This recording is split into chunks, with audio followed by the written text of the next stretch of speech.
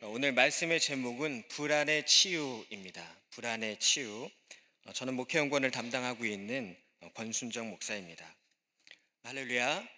오늘도 함께하신 하나님의 크신 은혜가 우리 수요일 저녁 수요 치유의 신학에 참석하신 모든 성도님들 가운데 충만하시기를 간절히 축원합니다. 우리가 이 주간 호렙산 기도회를 통해서 출애굽과 또 광야 생활에 관한 귀한 여정을 함께 나누고 있습니다. 매일 새벽 주시는 담임 목사님의 귀한 말씀에 큰 은혜 받고 계신 줄로 믿습니다. 그런데 이 여정 가운데 저희들 말고도 함께 참여하는 사람이 있습니다. 바로 오늘 말씀에서 함께 읽은 여호수아입니다. 여호수아는 50대에 출애굽을 경험했고 모세의 가장 가까이에서 모세를 보좌했던 사람입니다. 그가 55세가 되었을 때에는 정탐꾼이 되어 40일간 하나님께서 약속하신 가나안 땅을 다른 사람들보다 미리 밟았던 사람입니다. 또한 그는 갈렙과 함께 그 땅은 하나님께서 우리에게 주신 땅이라고 강하게 부르짖었던 사람입니다. 하지만 출애굽의 여정은 그렇게 금방 끝나지 않았습니다. 10명의 정탐꾼이 부정적인 말을 할 때 이스라엘이 그 말을 듣고 절망하며 하나님을 원망했습니다. 그래서 40일간 정탐한 것에 하루를 1년씩 계산해서 40년의 광야 생활을 더 하게 되었습니다. 긍정적인 믿음의 소유자였던 여호수아, 또 하나님과 모세에게 그 누구보다도 충성스러웠던 여호수아도 아마 이 절망적인 상황에서 낙심할 수밖에 없었을 것입니다.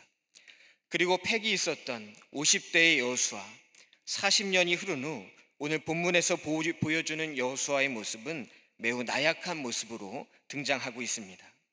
그런데 사실 이때 여호수아의 나이가 95세였습니다. 모세가 부름받은 나이가 80세였는데 그보다도 15살이 많은 매우 나이가 많은 노인의 모습입니다. 패기 넘치던 믿음의 모습은 사라지고 이제 하루하루 앞날을 걱정해야 되는, 또 두려워해야 되는, 불안해해야 하는 그런 사람이 된 것입니다. 어찌 보면 모세는 이스라엘 민족의 비전을 불어넣어주고 그들의 미래에 대한 청사진을 제시한 사람입니다. 창조적인 지도자의 모습이라고 할 수 있습니다. 하지만 모세를 이어서 지도자가 된 여호수아는 비전을 제시하기보다는 이스라엘 백성들을 이끌고 현실적인 문제들을 하나하나 풀어가야 했습니다. 그러니 강한 책임감, 일에 대한 중압감 등 여러 가지 스트레스가 있었을 것입니다. 또한 그에게는 모세와 같은 능력이 없었습니다. 모세는 홍해를 가르기 이전에도 이미 10가지 재앙으로 바로를 압도했던 사람입니다. 하지만 여호수아에게는 그런 특별함이 없었습니다. 모세와 비교되는 것에서 오는 불안감, 혹시나 훌륭한 지도자로서 인정받지 못하는 것은 아닐까, 일을 잘 하지 못했을 때 하나님이나 사람들에게 버림받게 되지는 않을까, 더 나아가서 미래의 불확실성에 대한 불안이 있었을 것입니다. 그런데 여호수아가 이런 두려움과 불안 가운데 있었던 이유는 그가 믿음이 없었기 때문이 아니라 오히려 그가 충성된 지도자였기 때문입니다. 때로는 강한 책임감과 충성심이 이러한 불안과 두려움을 불러올 때가 있습니다. 왜냐하면 실패할 것 같은 것에 대한 두려움, 자신의 능력에 대한 비하, 또 전쟁을 앞두고 돌발적인 상황에 대한 염려와 걱정 때문에 이러한 불안과 두려움이 올 수 있다는 것입니다. 그는 다른 사람이 생각하지 않아도 되는 것을 늘 생각하며 살았습니다. 그러다 보니 불안과 두려움이 습관이 될 수 있었던 것입니다. 그러기에 하나님은 오늘 본문 말씀에서 또 5절 말씀을 보면 내 평생에 너를 능히 대적할 자가 없으리니 내가 모세와 함께 있었던 것 같이 너와 함께 있을 것임이라. 내가 너를 떠나지 아니하며 버리지 아니하리니라고 말씀하십니다. 이러한 위로의 말씀으로 그의 불안과 두려움을 치유하시고 새로운 힘과 또 용기를 주시기 원하셨던 것입니다. 책 중에 이 도시에 불안하지 않은 사람은 없다라는 책이 있습니다. 이 도시에 불안하지 않은 사람은 없다. 세상을 살아가는 모든 사람들이 불안과 두려움을 안고 살아간다는 것입니다. 성경에 나와 있는 모세도 마찬가지였고 여호수아도 마찬가지였습니다. 특별히 오늘 모세의 뒤를 이어 지도자가 된 여호수아, 그에게 말씀하시는 하나님의 음성을 통해서 우리 안에 있는 모든 두려움과 불안의 문제를 내려놓고 주님 안에서 해결되는 복된 은혜가 넘쳐나시기를 간절히 축원합니다. 첫 번째는 믿음의 현실주의자입니다. 믿음의 현실주의자. 우리는 우리 안에 있는 모든 불안의 요소들을 극복하기 위해서 믿음의 현실주의자가 되어야 할 줄로 믿습니다. 가나안 입성을 앞두고 모세가 죽게 됩니다. 모세는 1, 2년 이스라엘의 지도자가 되었던 것이 아닙니다. 무려 40년 이상 이스라엘의 지도자였습니다. 그의 말과 행동 하나하나가 권위 그 자체였습니다. 그런데 여호수아는 모세의 수종을 들던 사람이었습니다. 오늘날로 따지면 비서실장 같은 사람이었습니다. 그가 갑자기 이스라엘의 새로운 지도자가 된 것입니다. 갑자기 맡겨진 이 지도자라는 위치가 여호수아에게 큰 부담과 두려움 그리고 불안으로 다가왔을 것입니다. 여호수아는 자신이 없었습니다. 우리가 여호수아를 모세와 비교해서 젊은 지도자라고 생각하기 쉽지만 여호수아가 지도자가 된 나이는 이미 95세였습니다. 앞장서서 전투를 지휘하기에는 너무 많은 나이였습니다. 그러기에 그는 두려움과 불안 가운데 있을 수밖에 없었던 것입니다. 우리 모두는 새로운 시작 앞에서 두려움과 불안을 느끼게 됩니다. 내가 과연 이 일을 잘 해낼 수 있을까? 내게 그런 능력이 있을까? 현실적인 생각과 고민이 우리의 머릿속을 꽉 채우곤 합니다. 일을 그르치면 어떻게 되나? 망하게 되면 어쩌나? 나로 인해서 다른 사람에게 피해를 주는 것이 아닌가? 오히려 충성되고 책임감이 강한 사람일수록 이런 생각을 하게 됩니다.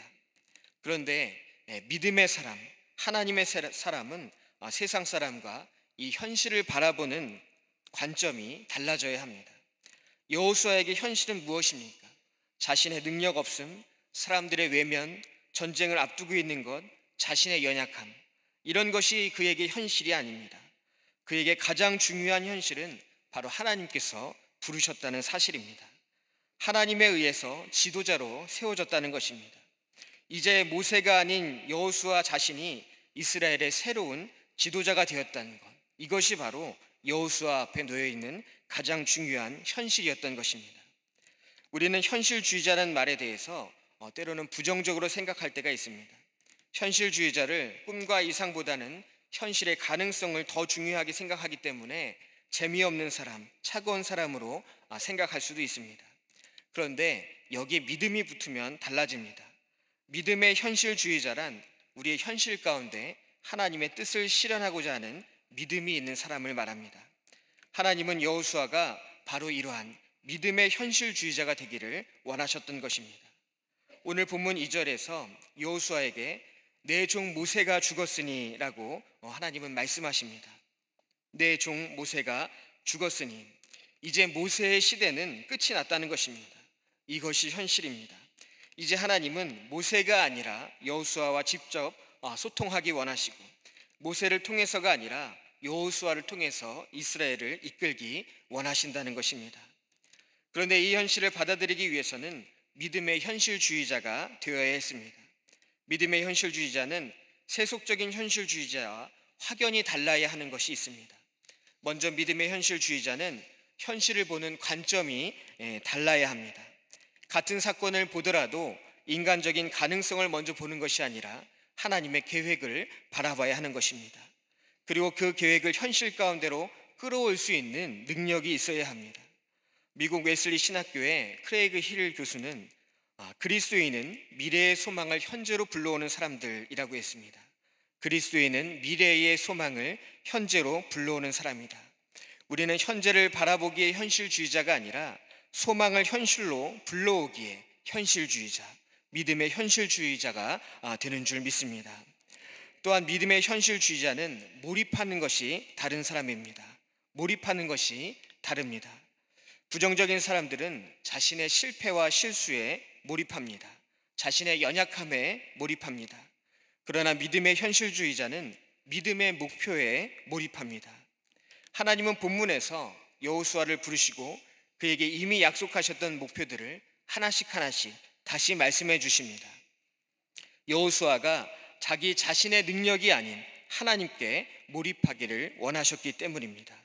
우리는 우리 자신이 아니라 이러한 하나님께 몰입하는 사람, 믿음의 목표에 몰입하는 사람이 되어야 할 줄로 믿습니다. 더 나아가 믿음의 현실주의자는 흔들림이 없는 사람입니다. 하나님은 여호수아가 칭찬이나 또 비판에 의존하기를 원치 않으셨습니다.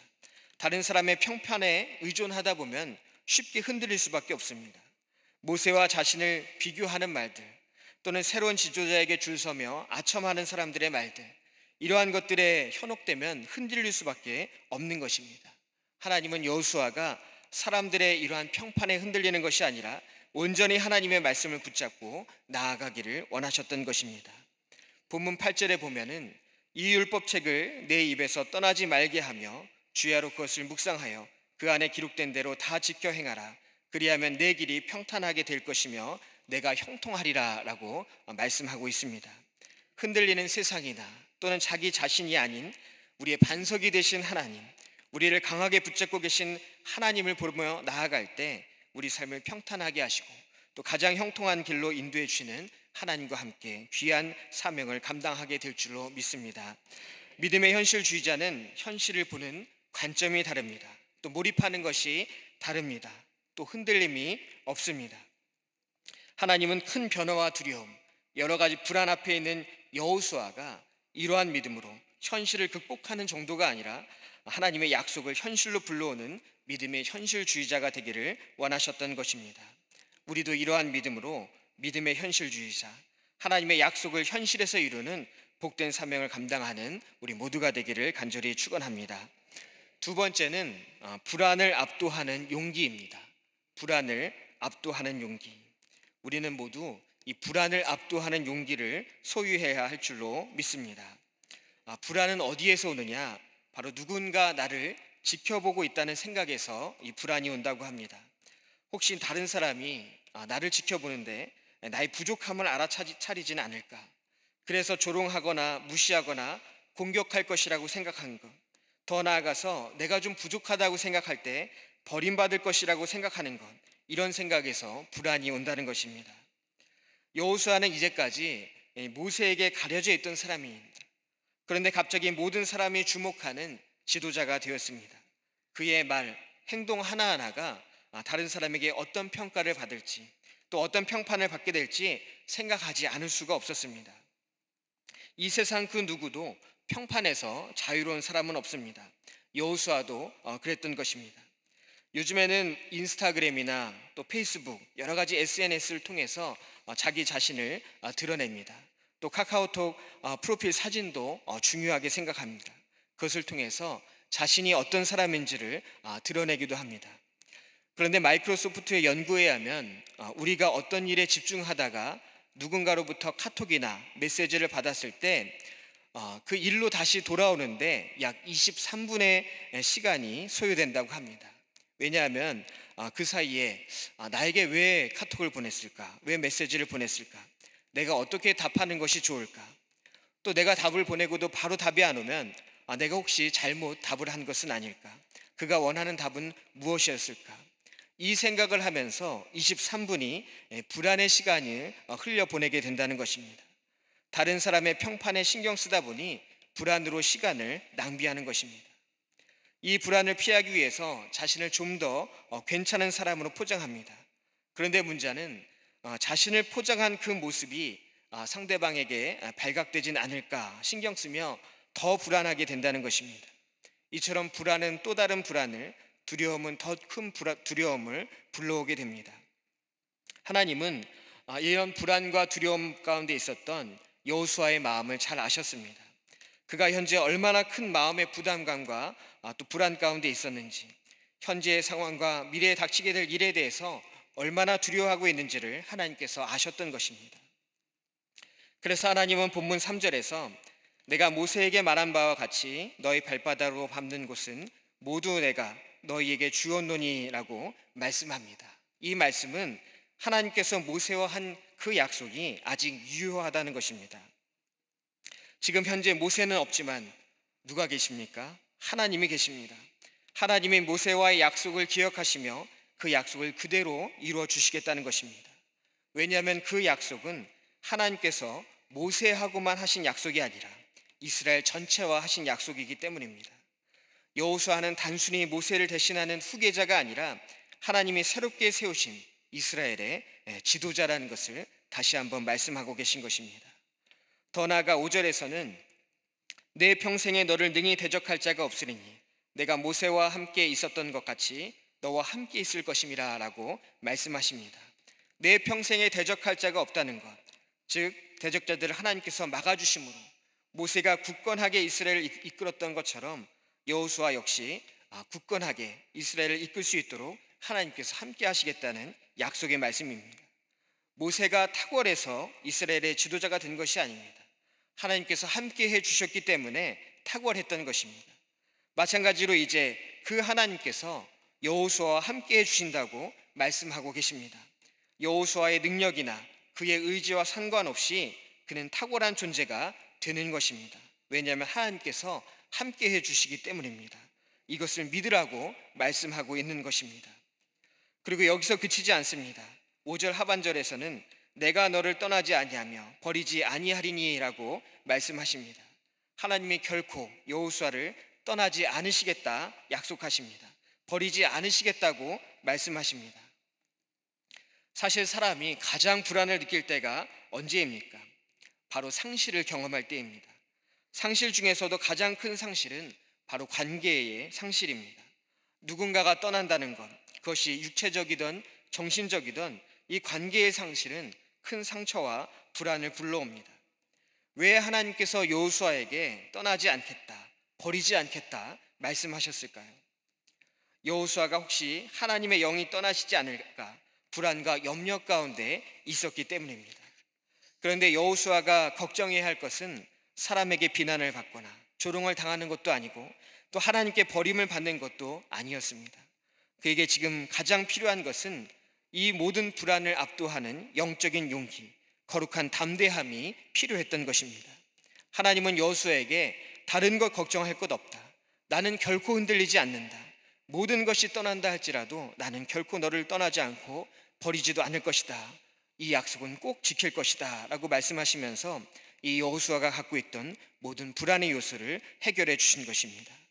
이어서 하나님은 3번이나 강하고 담대하라, 오직 강하고 극히 담대하여, 또 강하고 담대하라, 두려워하지 말며 놀라지 말라라고 반복하여 말씀하고 계십니다. 여호수아에게 맡겨진 새로운 임무, 그리고 불확실한 미래 앞에서 가장 필요한 것은 불안이 아니라 강하고 담대한 마음가짐이었던 것입니다. 하나님은 우리가 이러한 강하고 담대한 마음을 갖길 원하시고 계신 줄로 믿습니다. 우리가 불안 앞에서 떠는 것이 아니라 하나님 주시는 이러한 마음을 소유할 때 모든 불안의 요소를 극복하게 될 줄로 믿습니다. 3번째는 하나님과 동행하는 결단입니다. 하나님과 동행하는 결단. 이 불안이라는 것은 자신이 내린 결단에 대한 확신이 없을 때 생겨나게 됩니다. 지금 결단한 것에 따라 내 미래가 달라지게 될 텐데 내가 지금 무엇을 선택하는 것이 미래에 가장 좋고 또 많은 것을 누릴 수 있는 결단인가? 우리는 살아가면서 늘 이러한 삶을 생각하며 살아갑니다. 그래서 인간은 미래에 가장 좋은 것을 선택하기 위해서 현재를 잃어버릴 때가 많이 있습니다. 미래를 위해 선택과 투자를 반복하다가 정작 내가 누구인지 무엇을 추구하는지도 모른 채 죽음을 맞이하게 된다는 것입니다. 그런데 오늘 여호수아는 요단을 건너기에 앞서 먼저 하나님의 말씀을 듣습니다. 여호수아가 하나님의 말씀을 들었다기보다는 하나님께서 강권적으로 여호수아에게 말씀하셨습니다. 오늘 본문 7절에서 하나님은 여호수아에게 나의 종 모세가 내게 명령한 그 율법을 다 지켜 행하고 우로나 좌로나 치우치지 말라. 그리하면 어디로 가든지 형통하리니 라고 말씀하십니다. 또한 8절에서는 이 율법책을 내 입에서 떠나지 말게 하며 주야로 그것을 묵상하며 그 안에 기록된 대로 다 지켜 행하라 라고 말씀하십니다. 하나님은 강력하게 여호수아가 하나님이 명령하신 것을 지켜 행할 때 여호와 하나님께서 함께 하실 것이라고 말씀하고 계십니다. 이것은 매우 중요한 사실입니다. 우리가 불안을 느끼는 이유는 내 인생을 내가 책임지려 하기 때문입니다. 그러나 하나님께서 반복하여 말씀하시는 것은 하나님께서 우리가 하나님의 말씀을 따라 살아갈 때 우리의 모든 인생을 책임져 주시겠다고 약속하시는 것입니다. 그러니 불안해할 필요가 없다는 것입니다. 요단을 건너기 앞서 하나님은 여호수아에게 너 혼자 가려고 하는 것이 아니다. 내가 혼자 책임지려 하는 것이 아니다. 내가 함께 하겠다. 지금까지 광야 40년을 하나님께서 함께 하신 것처럼 앞으로 가나안 땅을 들어가는 모든 과정 가운데 하나님께서 함께 하시겠다는 약속의 말씀을 해주고 계신 것입니다. 인간은 누구나 혼자라고 생각할 때 불안을 느끼게 됩니다. 노년의 여호수아, 그의 가장 확실한 추의 방법은 바로 하나님께서 그와 함께 하신다는 확신의 말씀이었습니다. 우리는 인생을 살아가면서 극심한 외로움, 혼자일 것 같은 생각에 사로잡힐 때가 있습니다. 누구에게나 찾아오는 인생의 가장 참혹한 광야입니다. 그런데 그 광야 가운데 있을 때 무엇을 선택하느냐가 그 인생의 미래를 결정합니다. 성경에서 야곱도 광야에서 고독하고 외로운 밤, 두려움과 홀로 있음을 경험했습니다. 또 다윗도 그 누구보다도 철저하게 사울을 피해 도망다니면서 광야에서 홀로 있음과 외로움, 또 도망자의 불안을 느꼈습니다. 엘리야도 이세벨을 피해서 광야에 가서 철저한 외로움과 죽음의 불안을 느꼈습니다. 또 예수님도 광야에서 홀로 있음을 느끼셨습니다. 광야에서는 두 가지 음성이 들리는데 하나는 외로움의 음성입니다. 너는 혼자야, 너는 혼자야. 반복해서 사단의 음성이 들립니다. 이 사단의 음성에 귀 기울일 때 더 불안하고 외롭게 됩니다. 하지만 광야에서는 이 너는 혼자야라는 사단의 음성 외에 또 다른 음성이 들립니다. 우리와 함께 하시겠다는 하나님의 음성이 있습니다. 야곱도 다윗도 엘리야도 그리고 본문의 여호수아도 외로움과 불안의 음성이 아닌 하나님의 음성에 귀 기울일 때 강한 확신과 용기로 막연한 미래를 헤쳐나갈 치유의 음성을 들을 수 있었던 것입니다. 하나님은 오늘도 우리의 불안을 치유하기 원하십니다. 이러한 믿음으로 불안이 아닌 하나님의 음성을 선택했던 여호수아처럼 우리도 불안이 아닌 하나님의 음성을 선택할 때 이 여호수아가 마지막 날 가나안 땅을 정복하고 하나님께 드린 고백을 통해서 오직 하나님을 섬기겠다고 말씀한 것처럼 우리도 온전히 하나님의 위로하심 가운데 모든 그 고난의 또 여러 가지 불안의 요소들을 극복하게 될 줄로 믿습니다. 24장에서 여호수아 24장에서는 출애굽기의 역사를 정리하면서 마지막 여호수아가 말씀하고 있습니다. 여호와만 섬기는 것, 또 하나님과 동행하는 길만이 참된 승리의 길이요 복받는 길임이라고 이스라엘 민족들에게 말씀하고 있습니다. 여호수아가 처음 시작하는 오늘 1장 말씀에서는 그의 연약함, 그래서 하나님이 찾아와서 여러 가지 불안의 요소를 해결해 주시고 그를 위로하는 말씀을 주셨지만 마지막 24장에서는 이 여호수아가 강력하게 백성들에게 오직 여호와만을 섬기라, 이제까지 우리와 함께 하신 여호와를 섬기라라고 말씀하고 있는 것입니다. C.S. 루이스의 책 우리가 얼굴을 찾을 때까지, 우리가 얼굴을 찾을 때까지, 이 책의 마지막 부분에 모든 인생의 질문이 사라져버리는 순간이 있다고 말합니다. 모든 인생의 질문이 사라져버리는 순간, 그 순간 어느 때냐? 바로 하나님이 우리와 함께 할 때, 우리가 하나님의 얼굴을 바라보게 될 때 모든 인생의 질문들이 눈 녹듯 사라져버린다는 것입니다. 하나님이 우리와 함께 하시면 인생은 의문이 아니라 깨달음이며 고행이 아니라 기쁨의 행진이 되는 줄로 믿습니다. 우리 삶의 옆자리에 하나님과 함께하는 그 귀한 자리를 마련하시기 바랍니다. 그것이 불안을 치유하는 가장 좋은 또 유일한 방법인 줄 믿습니다. 오늘도 하나님과 동행함으로 우리 안에 있는 여러 가지 불안의 습관들, 실패에 몰입하던 것들 다 내려놓고 믿음의 현실주의자로 또 거룩한 용기의 소유자로 늘 하나님과 동행하는 믿음으로 승리하는 복된 삶이 되시기를 간절히 축원합니다. 기도하겠습니다. 사랑의 주님, 오늘도 주님의 말씀으로 새 힘을 주시고 능력을 주심에 감사를 드립니다. 우리의 치유자가 되시는 주님, 우리가 어떤 불안과 두려움 가운데 있을지라도 주님을 향해 부르짖게 하옵시고 주님께서 우리에게 하시는 말씀을 듣게 하여 주시옵소서. 하나님께서 우리에게 약속하신 그 모든 말씀들을 붙잡고 승리하는 복된 삶이 되게 하여 주시옵소서. 모든 것 감사드리며 살아계신 예수 그리스도의 이름으로 기도하옵나이다. 아멘.